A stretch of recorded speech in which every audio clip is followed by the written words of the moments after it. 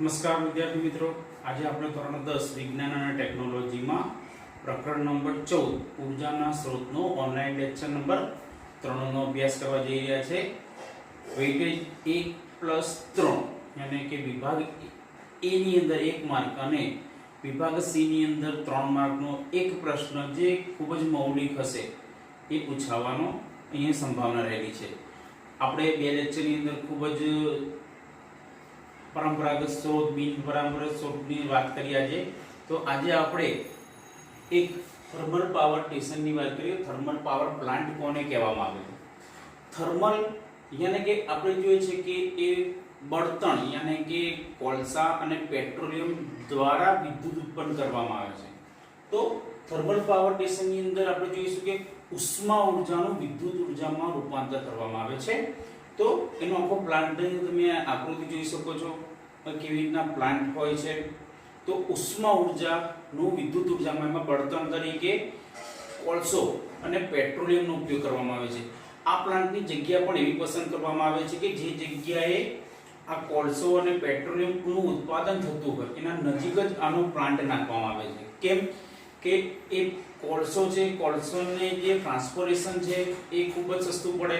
ત્યાંથી સીધું જ ખોદકામ કરીને સીધું પ્લાન્ટની અંદર નાખી દેવાનું એટલે ખર્ચો બચી જાય આપણી પાસે. પેટ્રોલિયમ ઉત્પાદન થતું એની નજીક પ્લાન્ટ સ્થાપવામાં આવે છે. પ્લાન્ટ સ્થાપવો ખૂબ જ ઈઝી છે, બરોબર છે. તો ઉષ્મા ઉર્જાનું વિદ્યુત ઉર્જામાં રૂપાંતર કરે છે. જે આ કોલસા અને તેલ ક્ષેત્ર નજીક હોય એ જગ્યાએ સ્થાપવામાં આવે છે. અને આ જે કોલસો અને જે પેટ્રોલિયમ કર્યું એ પુનઃ અપ્રાપ્ય છે. જમીનમાંથી એક વખત કોલસો આપણે ખોદકામ કરીને કાઢ્યો, લાસ્ટ લેક્ચરમાં જોઈ ગયા કે લાખોથી કરોડો વર્ષ થાય છે અને એનો જથ્થો કેવો છે? મર્યાદિત છે. પેટ્રોલિયમનો પણ જથ્થો કેવો છે? મર્યાદિત છે. તો એ પુનઃ અપ્રાપ્ય છે. એક વખત એનો વપરાશ કર્યા પછી શું થઈ જાય છે કે એ ફરીથી નજીકના ભવિષ્યમાં પ્રાપ્ત થવાનો નથી. આમ થર્મલ પાવર સ્ટેશનની અંદર વધારે પ્રમાણમાં કોલસો અને પેટ્રોલિયમની જરૂર પડે અને આપણે ઉષ્મા ઉર્જાનું વિદ્યુત ઉર્જામાં રૂપાંતર કરે છે. એનો એક ગેરફાયદો એ છે કે એ પ્લાન્ટની અંદરથી જે ઉષ્મા દ્વારા જે પાણી નીકળે છે, આખા પ્લાન્ટની અંદર સૌથી પહેલા જે પાણીને એક બોઇલરની અંદરથી પસાર કરવામાં આવે છે એટલે એને ગરમ કરવામાં આવે. ઘણી જગ્યાએ કોલસો અને પેટ્રોલના વિકલ્પ તરીકે યુરેનિયમનો પણ ઉપયોગ કરવામાં આવે છે. એક અંદાજ મુજબ 20 ટ્રેનના 20 ડબ્બા હોય એટલે કે એક બોગી હોય એમાં 4 ટ્રકનો કોલસો હોય. 20 બોગીઓ ભરેલી હોય એટલો કોલસો બરાબર મારી આ પેન છે એટલું યુરેનિયમ હોય એની ગરજ સાથે, બરાબર છે.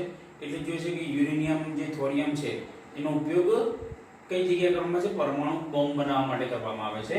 તો એનાથી પાણીનું ઉષ્મીય પ્રદૂષણ થવાથી જે એ પાણીને વરાળ સ્વરૂપમાં રૂપાંતર કરવામાં આવે છે અને વરાળથી ટર્બાઇન ચલાવવામાં આવે છે અને ટર્બાઇન ચલાવ્યા પછી જે પાણી પાછું આપણને પ્રાપ્ત થાય છે, બરાબર છે, એ શું હોય છે કે ઉષ્મીય પ્રદૂષકો જેનો ફરીથી આપણે ઉપયોગ કરી શકતા નથી. અને હવામાં પણ અમુક તત્વો પેટ્રોલ અને કેરોસીનને આપણે દહન કરીએ છીએ તો સતત આપણે જોઈએ છે કે ગ્રીન હાઉસ અસર કે જે વાયુ નીકળે છે એ ગ્રીન હાઉસ અસર યાની કે ઓઝોન સ્તરને નુકસાન પહોંચાડે છે. તો એનો પણ આપણે જોઈશું કે વિડીયો દ્વારા આપણે અભ્યાસ કરીશું કે કેવી રીતના થર્મલ પાવર સ્ટેશનની અંદરથી ઉષ્મા ઉર્જાનું વિદ્યુત ઉર્જામાં રૂપાંતર થાય છે. આપણે સૌ video નિહાળીશું. Electricity can also be produced at thermoelectric fuel burning generating stations that can burn fossil fuels. Large amount of fossil fuels are burnt every day in power stations to heat up water to produce steam, which further runs the turbine to generate electricity. The transmission of electricity is more efficient than transporting coal or petroleum over the same distance. Therefore, many thermal power plants are set up near coal or oil fields. The term thermal power plant is used since fuel is burnt to produce heat energy, which is converted into electrical energy. Working of a thermal power station. It is mainly divided into 4 departments. 1. Coal handling plant. 2. Boiler. 3. Turbine. 4. Generator. 1. Coal handling plant. Coal is brought to power station by 3 means of coal transportation. That is, roadways, railways, and ropeways. 2. Boiler. Boiler is a device for generation of steam for power generation. 3. Turbine. Turbine is used to govern and regenerate the feed water heating. 4. તો વિદ્યાર્થી મિત્રો આ રીતના thermal power સ્ટેશનમાંથી ઉષ્મા ઉર્જાનું વિદ્યુત ઉર્જામાં રૂપાંતર આપણે કરી શકીએ છીએ. આજે બીજો મુદ્દો છે આપણો જળ વિદ્યુત પ્લાન્ટ.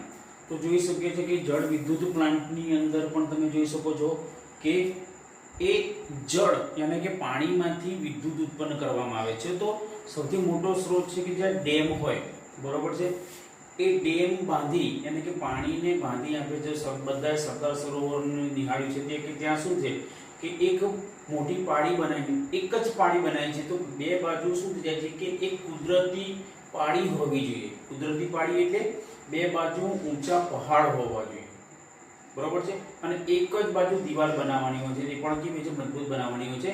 એની અંદર પાણી ભરી જેમ જેમ તમે જુઓ છો કે જેમ જેમ એની શું થઈ જાય કે દિવાલની ઊંચાઈ વધારતા જાઓ એટલું પાણી આમ પાછળની તરફ ફેલાતું જાય, બરોબર છે.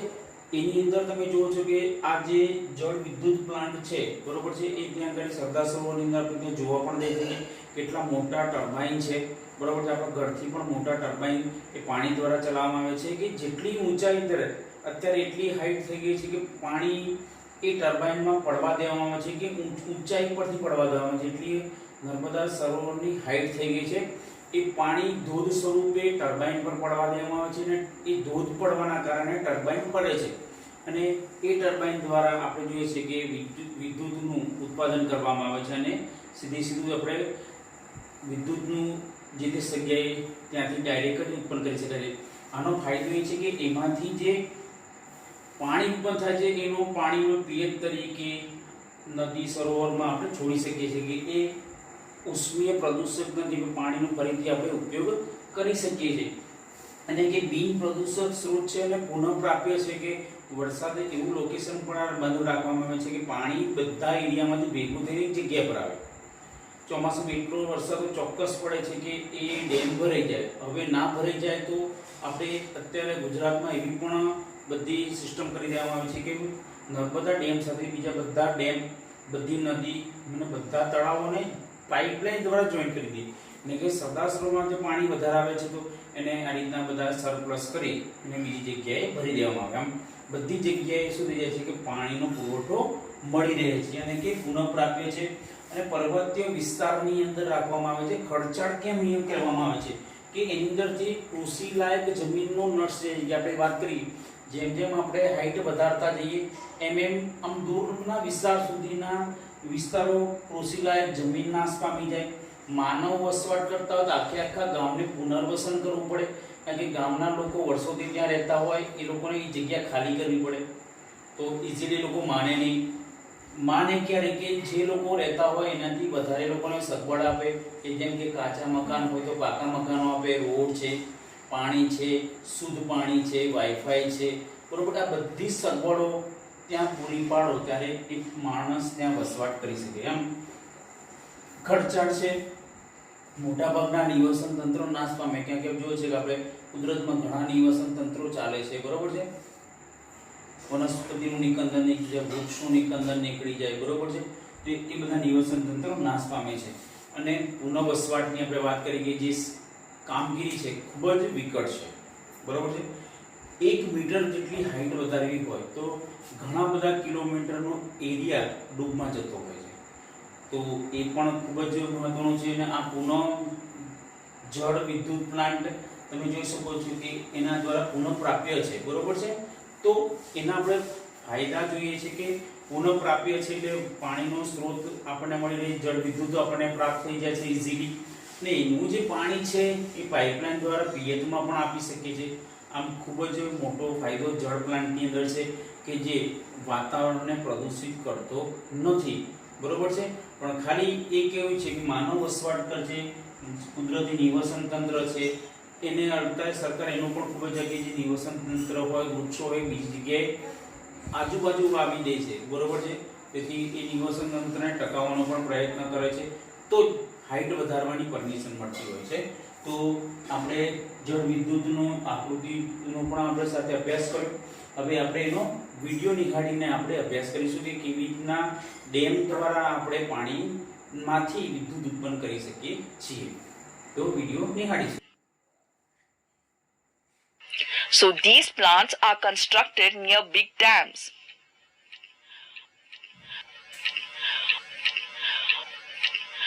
Water stored in dams has potential energy. The water under pressure is carried by penstock and supplied to the turbine through the inlet valve.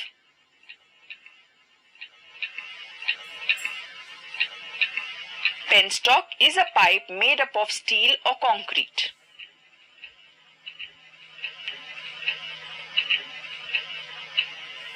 A surge tank reduces the excessive water force on the penstock. Here, trash rack prevents the debris from getting entry into the powerhouse.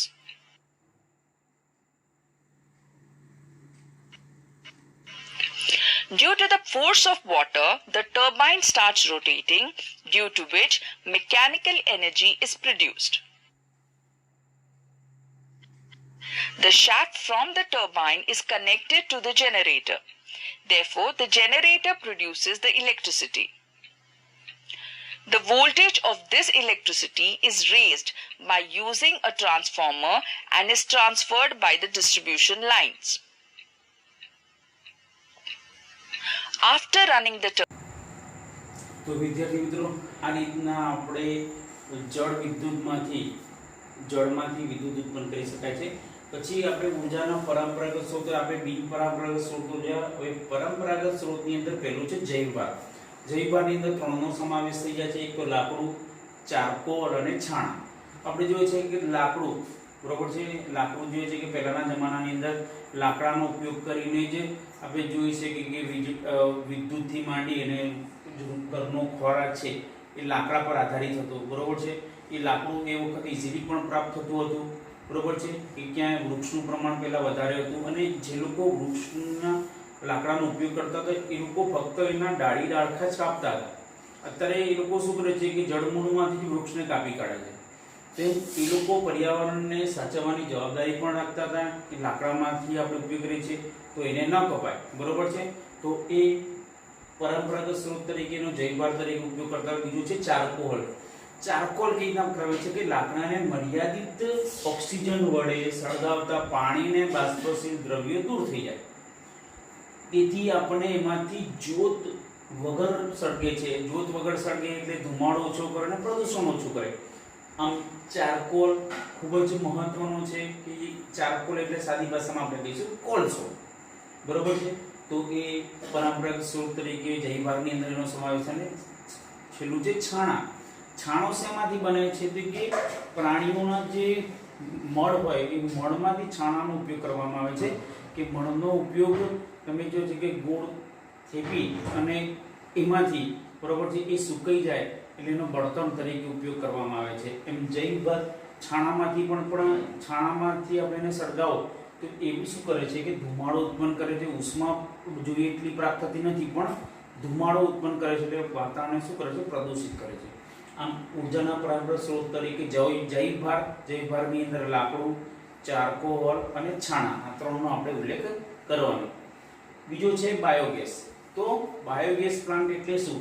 આપણે જોઈએ છે કે જે કૃષિની અંદર છાણા, કૃષિ કચરો, શાકભાજી, sewage કચરા, આ બધાને ઓક્સિજનની ગેરહાજરીમાં વિઘટન કરવામાં આવે તો એક પ્રકારનો વાયુ ઉત્પન્ન થાય છે જેને ગોબર ગેસ અથવા બાયોગેસ તરીકે ઓળખવામાં આવે છે. તો છાણા, કૃષિ કચરો, શાકભાજી અને સુએજ કચરો કયો કે તમે જોશો કે શહેરની અંદર બધી ગટર લાઈન આવી ગઈ.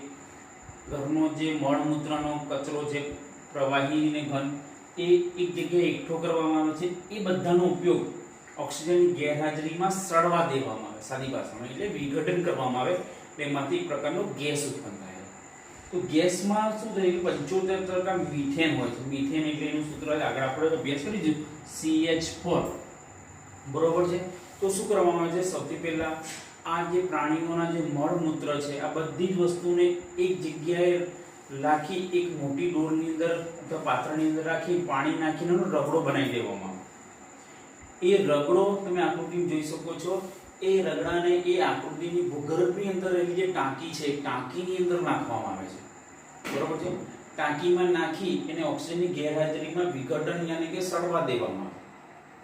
એક ટાંકી ફિક્સ હોય, બરોબર છે. નીચેની બાજુ તમે જોઈ શકો છો કે આ રીતના આ બધો નો રગડો ભરવામાં આવે એટલે એમાંથી સડો પેદા થાય એટલે ગેસ ઉત્પન્ન થાય અને ઉપરની બાજુથી પાઇપલાઇન દ્વારા ગેસ કરવામાં આવે. બીજી જગ્યાએ કે એ ટાંકી છે ટાંકીના ઉપર ફિક્સેબલ બીજી ટાંકી ફિટ કરેલી હોય, બરોબર. આખી આ કૃષિ કચરો છાણા નાખેલો રગડો નાખી અને એ ટાંકીને બેસાડી દેવામાં આવે છે.